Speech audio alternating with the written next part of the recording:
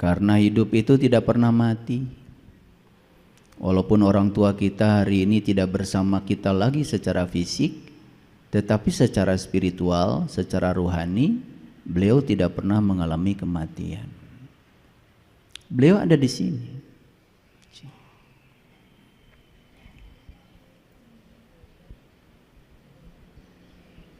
Menghembuskan napas terakhir ke sini. Bedanya apa yang sudah mati dengan kita? Bedanya yang sudah mati itu ketika menghembuskan napas ke sini, napas enggak diizinkan lagi ke sini. Itu aja.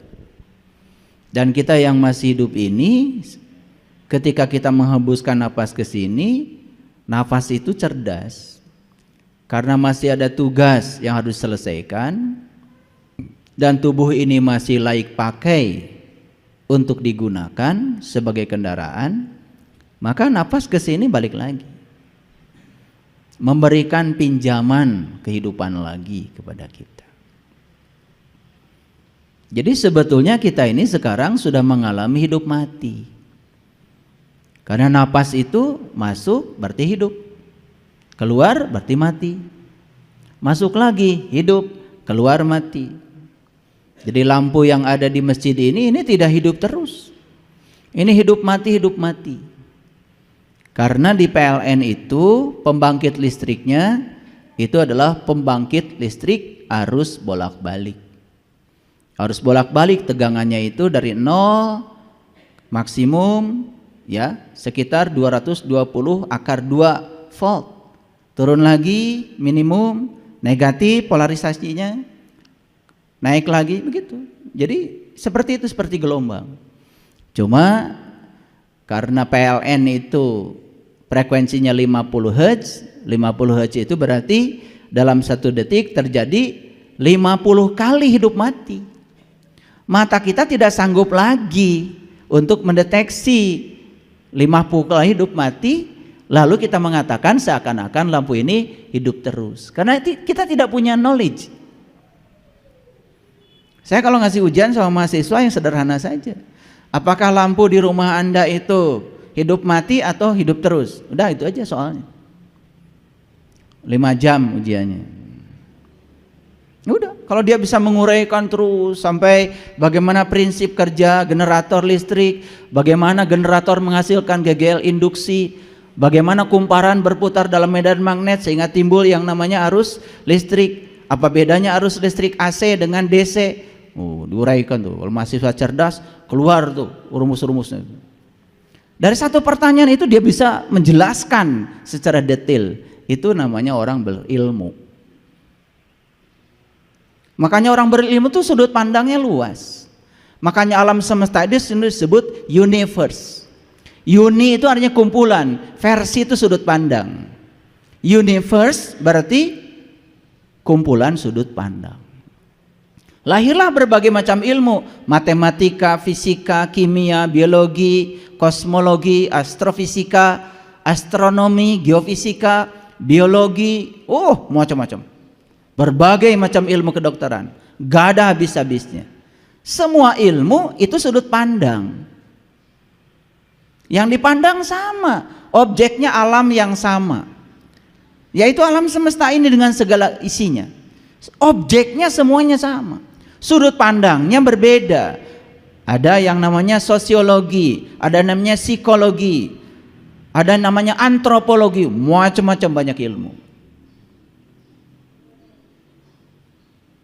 Semakin banyak sudut pandang kita, semakin luas kita memandang, seperti kita naik gunung, maka semakin bijaksana seseorang.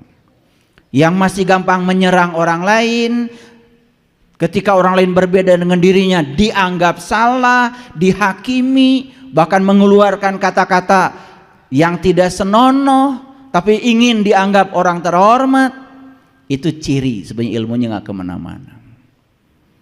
Makanya satu-satunya orang yang tidak bisa ditolong di semesta ini adalah orang yang tidak tahu, tetapi dia tidak tahu bahwa dia tidak tahu. Tetapi karena masyarakat menganggap dia seakan-akan sebagai orang yang tahu, lalu dia memposisikan diri seakan-akan sebagai sumber pengetahuan. Maka si ngasih fatwa ini, fatwa itu pada orang lain. Kayak Tuhan aja. Udah jelas di Quran dikatakan, sesungguhnya hanya Tuhanmu yang tahu siapa yang tersesat di jalannya dan siapa yang mendapatkan petunjuk. Inna rabbaka huwa a'lamu biman dola an sabilihi wa huwa a'lamu bil muhtadin. Hanya Allah yang tahu. Lah kamu ini yang ilmunya cuma sedikit, pencitraan saja. Makanya tidak boleh menghakimi siapapun. Ketika orang lain melakukan kesalahan pun tidak boleh dihakimi. Karena apa? Biarkan saja. Karena kesalahan yang dia lakukan akan mengajarkan risiko dari kesalahannya. Risiko itu pelajaran yang akan datang pada dia. Ketika dia diajarkan oleh risikonya, dia akan berubah dengan sendirinya. Dan ketika berubah dengan sendirinya, bukan paksaan dari orang, itu lebih bagus. Makanya bisa jadi kebenaran itu dilahirkan oleh kesalahan. Yang repot itu ketika kita usil, ya. Makanya amalkan wiridan dari saya. Jangan usil, jangan komentar, maafkan, biarkan. Itu aja. Jangan usil, jangan komentar, maafkan, biarkan. Itu aja. Coba damai. Oleh karena itu mari kita bersyukur hari ini kita diberi kesempatan kembali untuk memotret diri kita, melihat sesungguhnya diri kita secara jujur, sejujur-jujurnya, dan semoga keluar dari ruangan ini kita bisa mengalami perubahan kesadaran. Yang paling tahu diri kita adalah diri kita sendiri. Oleh karena itu kita berikan penghormatan yang setinggi-tingginya kepada Dia Sang Hidup yang masih memberikan kesempatan kepada kita untuk hidup. Kita puji Allah membaca hamdalah. Alhamdulillahi rabbil alamin. Mari kita sapa asma Allah dengan kelembutan dan cinta. Semoga Allah membukakan pintu kecerdasan kita, memampukan kita untuk melaksanakan semua ilmu yang kita serap hari ini dalam kehidupan kita. Kita bacakan basmalah. Bismillahirrahmanirrahim.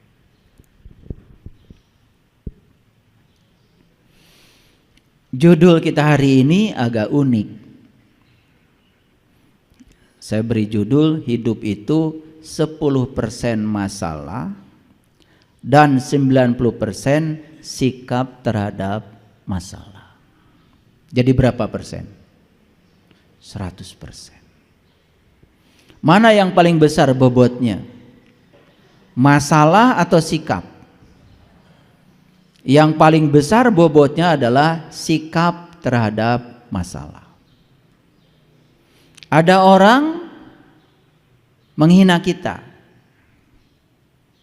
mau dianggap masalah atau tidak dianggap masalah itu terserah kita.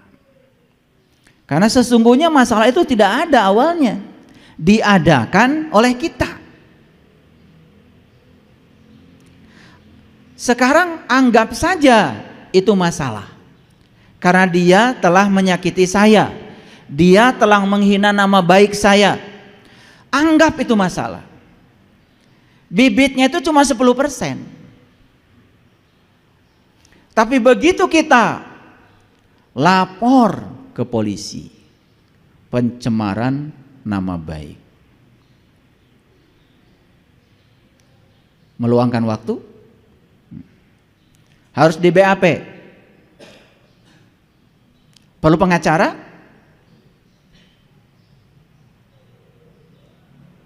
perlu uang kira-kira, bolak-balik ke kantor polisi ngasih bukti, menyita waktu, bakal sidang di pengadilan, ketemu jaksa kira-kira, ketemu hakim, Berapa kali sidangnya? Hasilnya kita hanya puas telah memenjarakan orang yang telah menghina kita. Itu hasilnya. Betul nggak omongan saya? Sebetulnya bibitnya itu cuma 10% saja.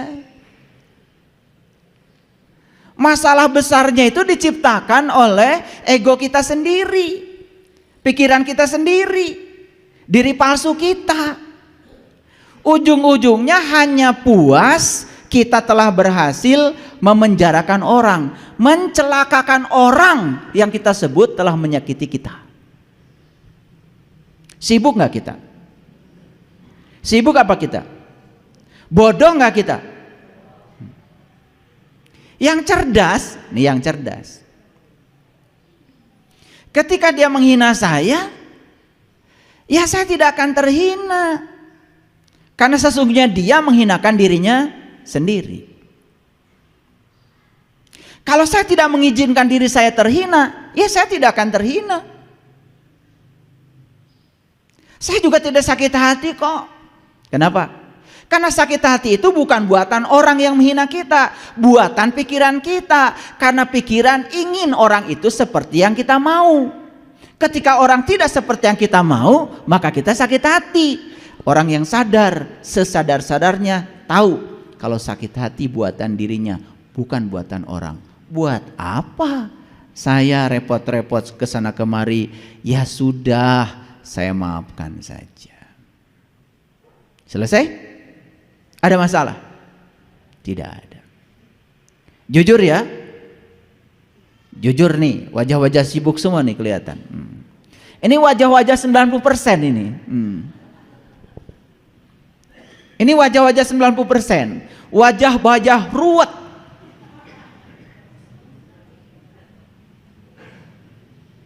Harusnya bisa sampai 0%. Istilah anak mudanya itu adalah emang gue pikirin. Itu bahasa tingkat tinggi itu. Tetapi selama ini bahasa itu disepelekan. Dan kita lebih senang untuk berjibaku menyibukkan diri untuk sesuatu yang sama sekali tidak ada gunanya. Keluar tenaga banyak, pikiran banyak, uang banyak, melibatkan banyak orang hanya untuk memuaskan pikiran kita, memuaskan ego kita. Betapa bodohnya manusia di kehidupan ini. Sering terjebak kebodohan itu. Sering apa sering sekali? Sampai bersumpah, nanti kalau saya mati, awas ya, kalau dia sampai menyentuh jasad saya, waduh, mati saja udah buat dendam. Orang yang mati kayak gitu, lahir lagi jadi cacingnya udah untung. Gak ada gunanya. Ini ada cerita suami istri. Suaminya itu memendam dendam yang luar biasa sama istrinya. Tetapi dia tidak berdaya ketika masih hidup. Maka dendamnya dibawa mati. Hartanya banyak berlimpah. Sepeda motor banyak, mobil banyak, rumah banyak. Dan ketika dia divonis penyakit tertentu dan dia tahu sebentar lagi mau mati, diam-diam di belakang istrinya dia pergi ke sebuah yayasan amal. Dan dia bikin di depan notaris penyerahan semua hartanya. Tidak ada disisakan satu harta pun buat istrinya. Gitu. Jadi begitu dia mati, beneran nih matinya. Istrinya itu pura-pura menangis Bombay. Padahal itu yang diharapkan. Apa yang dilakukan istrinya? Langsung buru-buru ke tempat pembuatan batu nisan. beli batu nisan yang paling mahal, marmernya dari luar negeri, diukir tulisannya, istirahatlah dengan damai.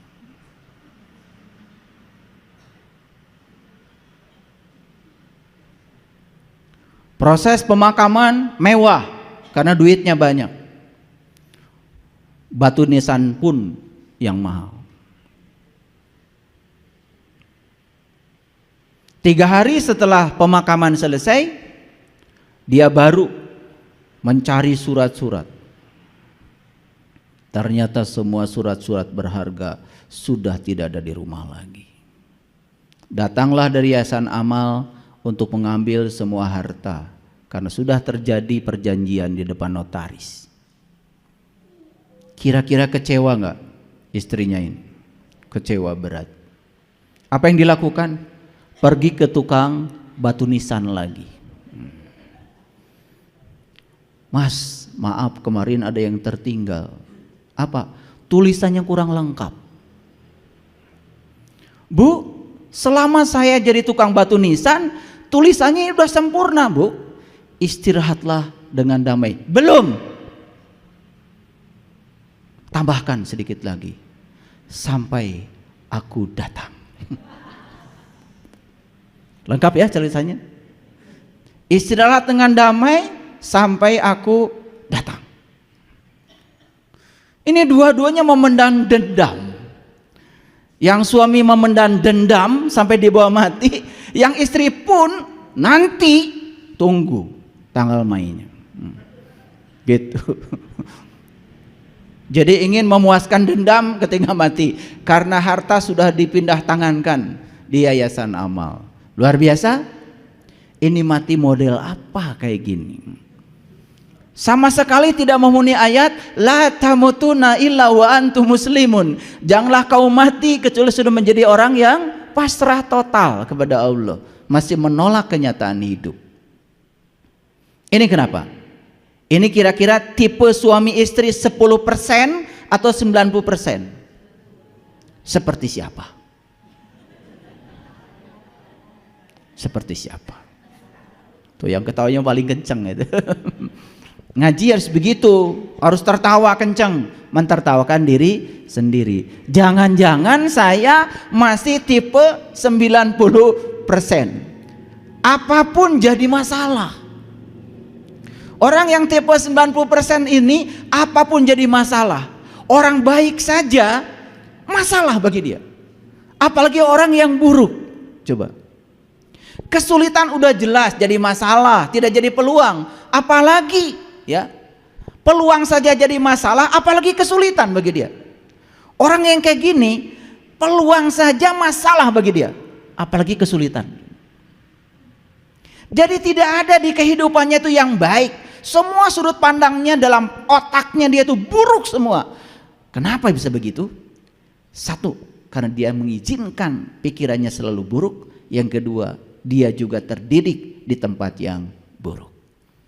Karena ketika kita bayi, kita ini punya yang namanya mirror neuron, cermin saraf.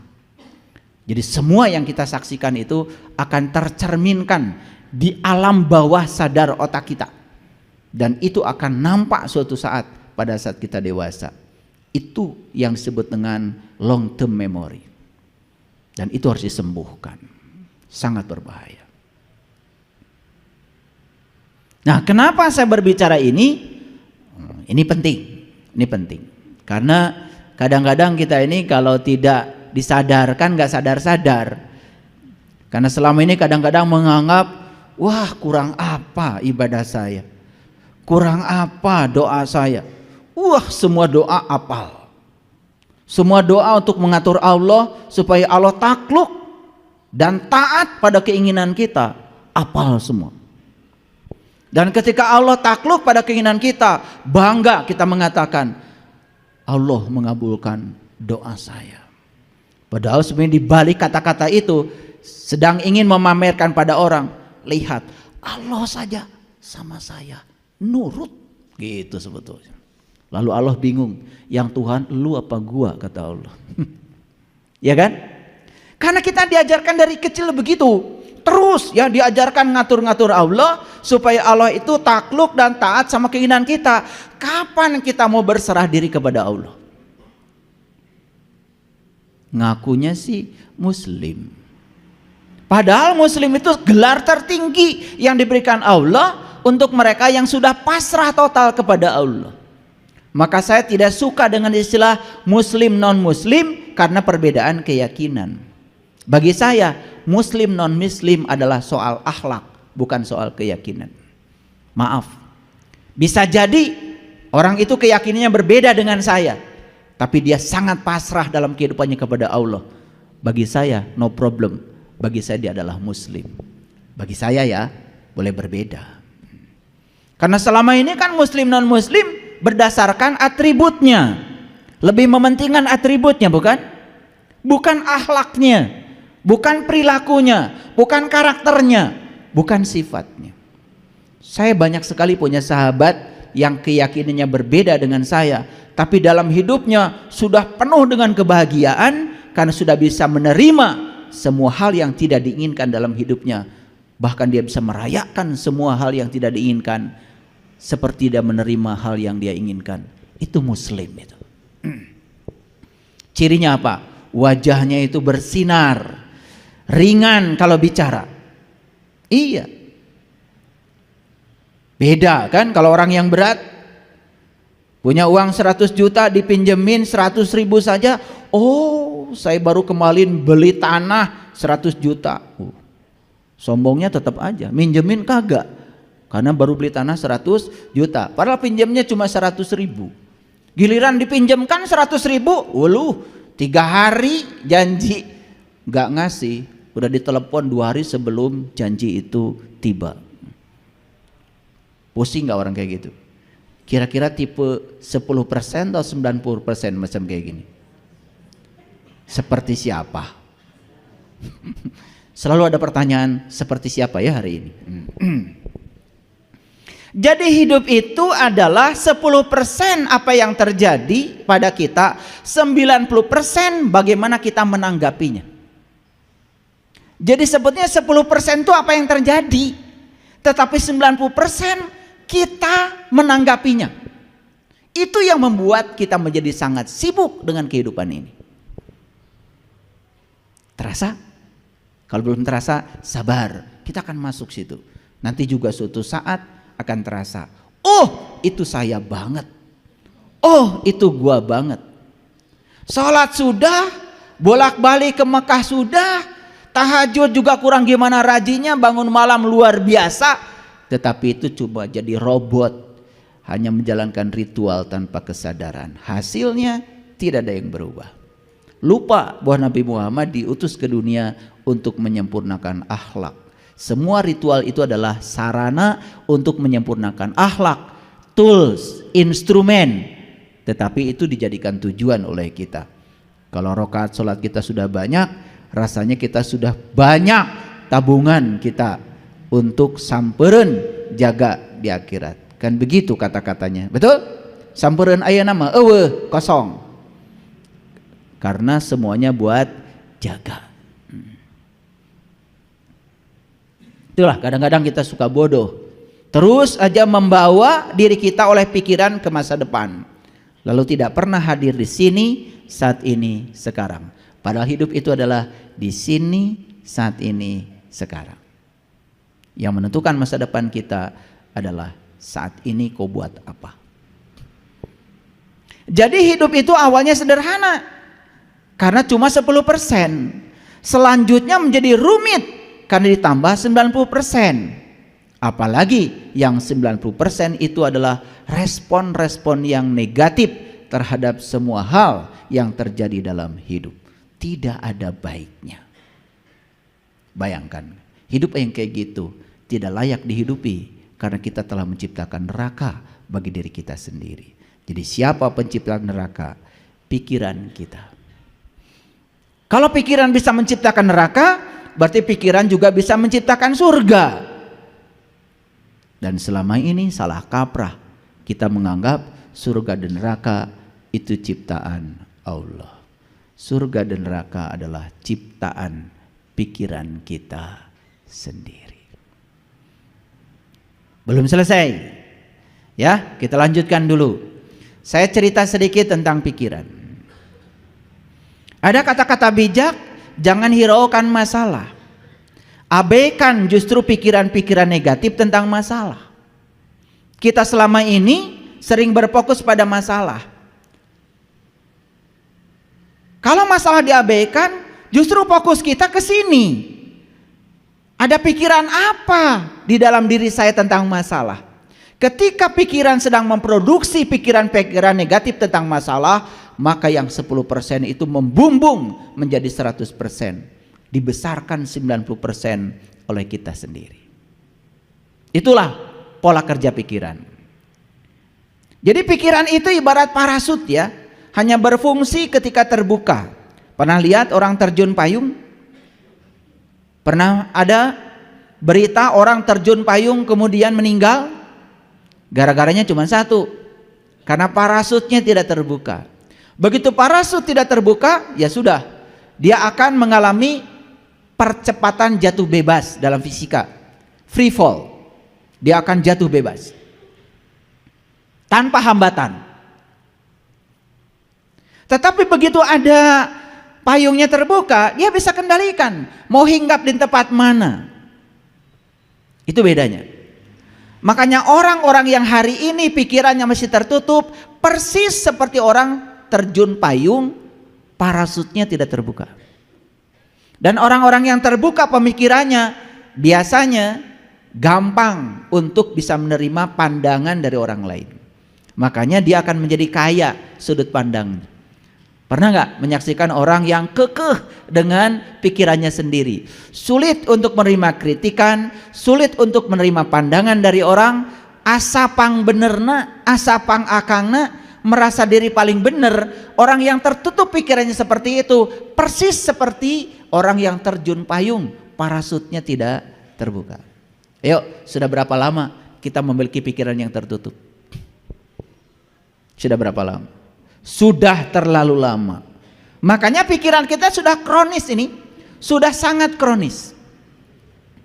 Makanya kemarin ada yang share di grup di Australia, katanya guru-guru di Australia tidak menjadi sedih ketika anak tidak bisa matematika, tetapi menjadi sangat sedih ketika anak tidak bisa antri.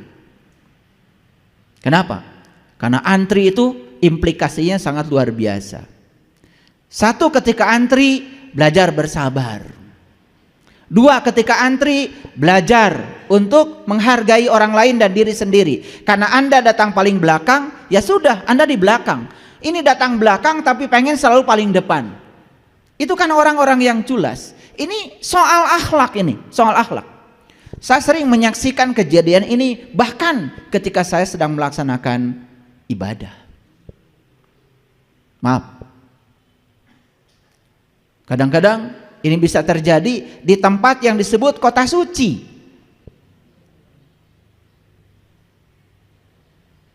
Tidak bisa antri. Bahkan antri itu apa? Belajar untuk tidak menunggu.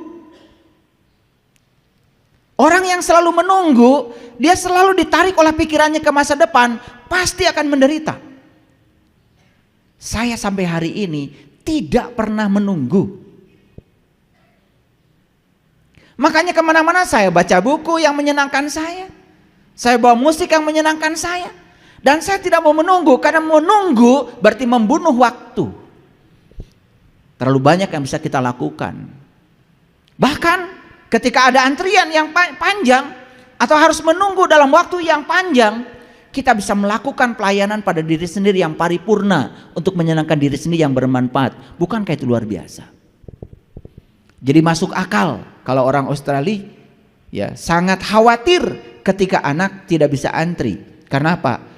Ternyata katanya untuk membuat seseorang bisa antri perlu waktu belasan tahun.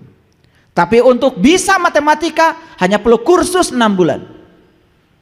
Bayangkan. Negara yang beradab seperti itu, ya, menitik beratkan pada aspek etika, adab. Bukankah ini sebetulnya yang dikatakan oleh Rasulullah? tidak disebut orang yang beriman jika tetanggamu tidak nyaman dengan kata-katamu. Tidak disebut orang beriman jika kamu jalan di sebuah jalan, lihat ranting, kamu tidak singkirkan. Berbahaya bagi orang lain tapi kamu tidak peduli. Tidak disebut orang beriman. Kita bukan bikin ranting, bikin polisi tidur pakai semen dan puas ketika orang lain jatuh akibat polisi tidur kita. Dan masih saja mengatakan diri orang beriman. Bahkan polisi tidurnya tepat di depan masjid. Luar biasa? Siapa yang luar biasa? Kita. Lu kali, gua kagak. Awas, jangan pengen kita terus. Kita ini susah sekali bilang saya. Ini kebiasaan, pengen bareng-bareng. Saya sering tanya, siapa yang begitu? Kita. Loh, kita. Lu aja kali, gua kagak. Jadi untuk bilang saya itu ini karakter. Ini kebiasaan tidak mau bertanggung jawab. Jadi inginnya rame-rame. Ini karakter, ini karakter. Ini saya bicara karakter karena judulnya ini soal karakter. Nanti kita akan pakai ayat supaya jelas. Baik, lanjutkan dulu. Ketika pikiran diam, seluruh alam semesta akan menyerah. Maka ada kata-kata, jika kamu mengangkat tangan, maka Allah akan turun tangan. Dan jika kamu turun tangan, Allah akan angkat tangan. Ini kata-kata yang luar biasa. Cuman implementasinya kadang-kadang gak ngerti. Jika pikiran diam, seluruh alam semesta akan menyerah. Maka belajar mendiamkan pikiran. Gimana caranya? Itulah pentingnya meditasi. Alergi dengan meditasi, ganti muraqabah ke, muhasabah ke, pakai biar Arab. Tapi intinya adalah belajar menyadari bahwa pikiran bukan diri kita. Belajar menyadari bahwa tubuh bukan diri kita. Diri kita yang sebenarnya adalah sang kesadaran pengamat bagi pikiran. Gak akan larut kalau begitu. Yang melakukan yang begini kebanyakan justru orang lain, bukan kita. Padahal ini ajaran Islam luar biasa. Quran mengajarkan kita untuk belajar murakabah, muhasabah, musyahadah, mukasyafah. Ini ajaran Islam. Tetapi implementasinya kita nggak ngerti. Coba kalau ditanya gimana cara mendiamkan pikiran, banyak yang belum tahu. Malah ngomongnya gimana cara membunuh pikiran. Pikiran nggak bisa dibunuh. Pikiran tuh kayak anak kecil. Kayak anak kecil pikiran tuh. Kalau anak kecil sedang pegang mainan, ambil mainannya pasti nangis. Cara mengambil mainan itu kasih mainan baru dia akan senang. Makanya kalau kita mau mendiamkan pikiran, kasih mainan baru. Caranya sederhana. Fokuskan pikiran pada nafas. Menyadari nafas kita masuk, keluar, datang dan pergi. Menyadari bahwa kita sedang mengalami hidup dan mati. Menyadari bahwa sesungguhnya dalam diri kita ada Dia yang tidak pernah tidur, nggak pernah ngantuk. La ta'khudhu sinatu wala naum. Nafas adalah wujud nyata kehadiran Allah dalam diri. Makanya memfokuskan pikiran pada nafas membuat pikiran kita diam. Ketika diam, pikiran ini tidak terlalu galak. Coba. Kalau tidak bisa begitu, mindfulness. Caranya apa? Tarik nafas hitungan 4, tahan nafas hitungan 7, buang nafas hitungan 9. Akan tenang. Lambatkan jantung kita. Pikiran akan diam. Pikiran diam, perasaan akan tenang. Itu teknik-teknik sederhana yang kita lupakan. Padahal ini adalah ajaran leluhur kita yang sangat luar biasa. Pernah melakukan begitu? Ketika kesal, tarik nafas yang dalam. Menikmati kehadiran nafas dalam diri. Pernah? Enggak. Padahal sangat sederhana. Ini yang hilang dari kehidupan kita. Lalu kita menjadi sangat terbiasa untuk reaktif, tidak bertanggung jawab. Itulah. Lihat saya semuanya. Jadi pikiran ini persis seperti kabut. Sedangkan kesadaran kita, diri sejati kita persis seperti langit biru.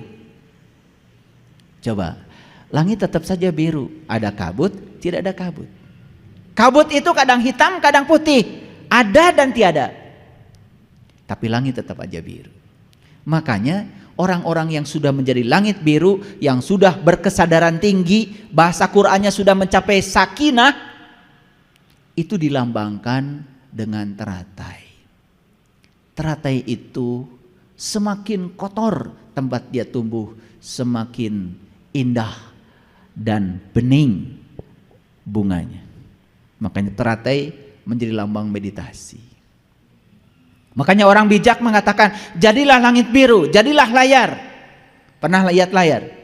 Kalau sekarang saya putar di sini video kebakaran, terbakar nggak layar? Kalau sekarang saya putar video banjir di layar ini, basah nggak layar? Layar.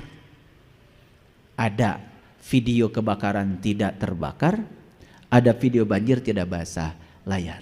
Sudah bisa begitu nggak? Iya.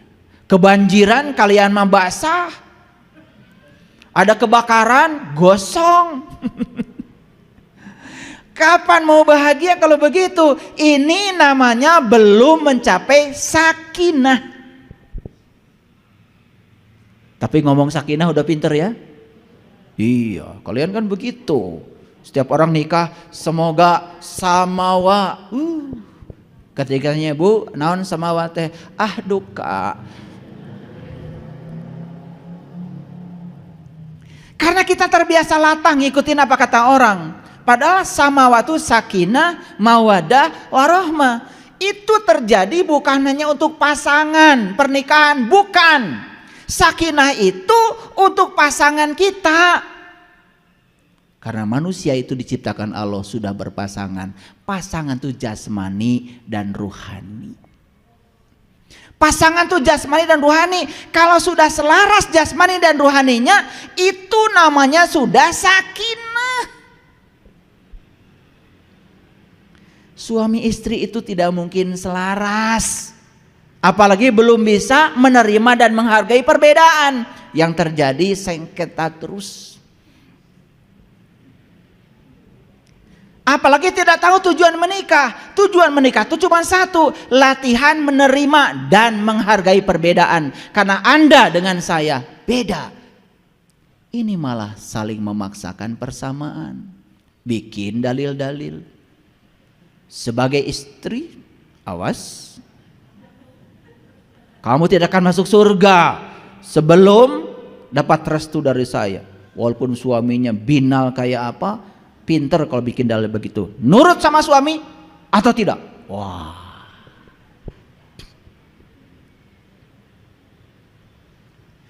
Orang yang macam gini, diktator kayak gini, jelas tidak akan bisa menerima pasangannya apa adanya.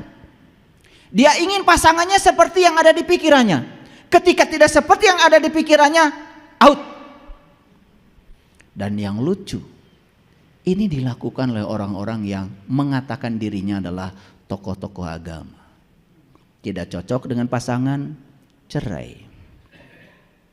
Cerai itu akibat dia tidak bisa menerima dan menghargai perbedaan.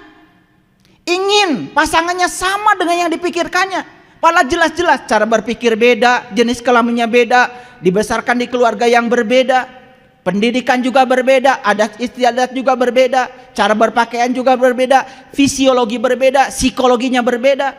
Apa yang mau dibuat sama? Udah nyata-nyata beda kok. Maka disebut pasangan. Pasangan itu kiri kanan, tidak pernah kiri-kiri.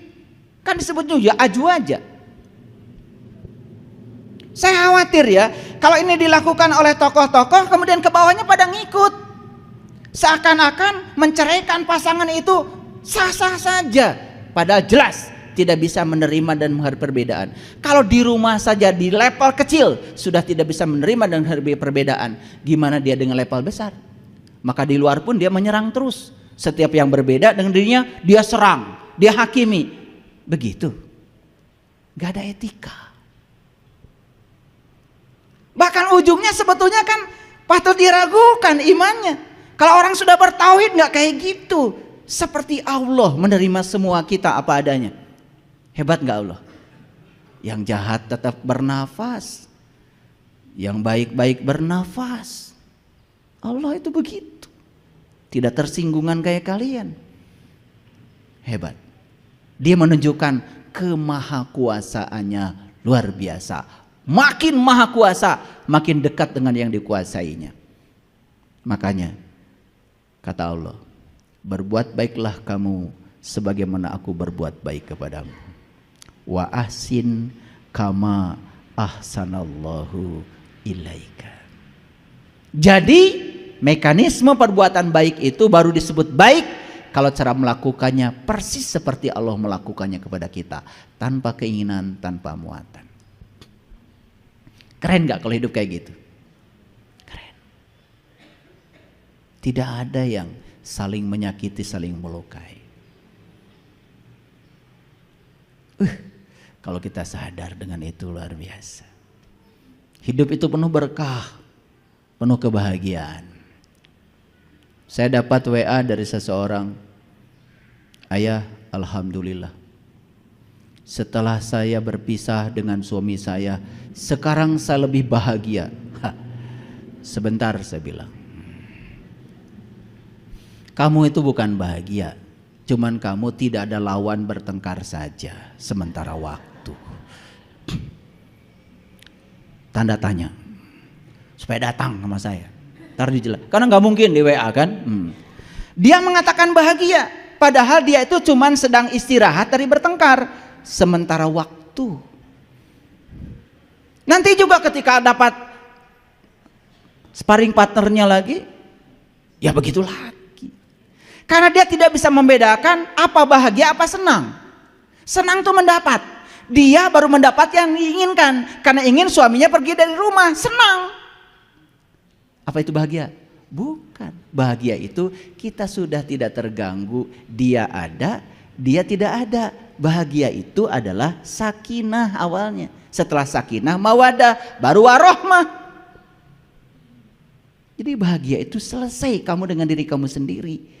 Kalau kamu masih mengharapkan orang lain baik sama kamu, mengharapkan cinta pada kamu, tapi kamu tidak mengungkapkan cinta pada orang lain, kamu tidak akan pernah bahagia. Makanya berhenti memaksakan cinta, mulai mengungkapkan cinta. Hadiah mengungkapkan cinta adalah cinta. Sederhana kok. Ingin dicintai, ungkapkan perhatianmu pada orang lain. Ungkapkan cintamu pada orang lain. Jangan merengek-rengek orang lain harus mencintai kamu, karena itu salah kaprah. Itu jalan lama yang harus ditinggalkan.